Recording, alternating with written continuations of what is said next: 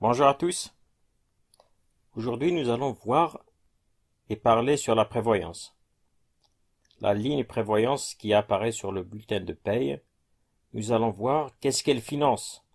C'est important de savoir à quoi servent les différentes lignes qui sont sur un bulletin de paye. Donc la prévoyance, la ligne prévoyance. Tout d'abord, la prévoyance d'entreprise. C'est un mécanisme permettant à l'employeur de participer à la couverture des risques liés aux accidents de la vie.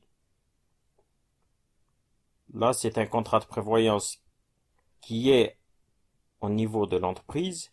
Comme chaque personne peut avoir une prévoyance avec n'importe quel organisme. Il y a beaucoup de banques qui proposent ces contrats de prévoyance. En cas d'accident, en cas de maladie, en cas de décès ou autre chose. C'est ce que nous allons voir. Celle qui est liée à l'entreprise sur le bulletin de paye.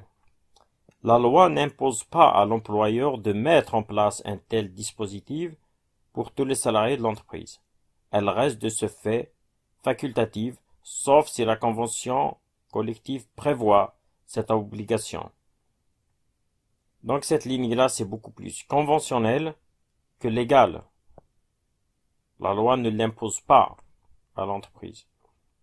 Après, c'est des accords, c'est différents éléments pour donner cet avantage aux salariés.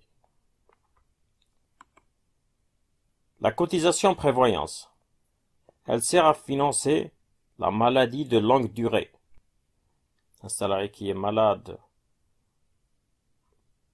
pour une longue durée, au-delà de 90 jours, il y a la prévoyance qui intervient pour compléter cela.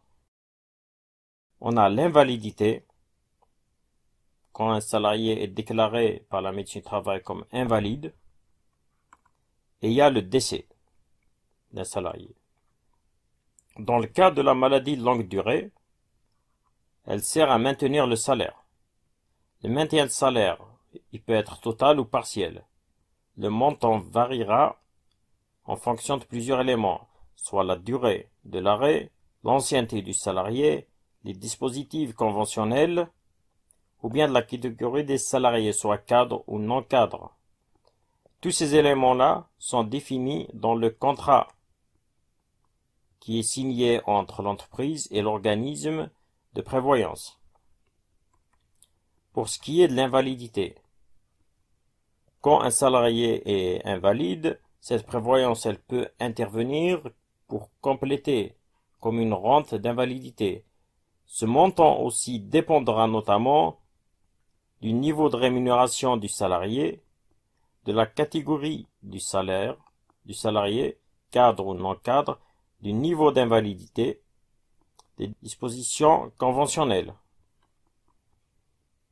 Pour ce qui est du décès, il y a un capital qui est versé au conjoint survivant ou au bénéficiaire qui a été désigné. Ou bien, elle peut être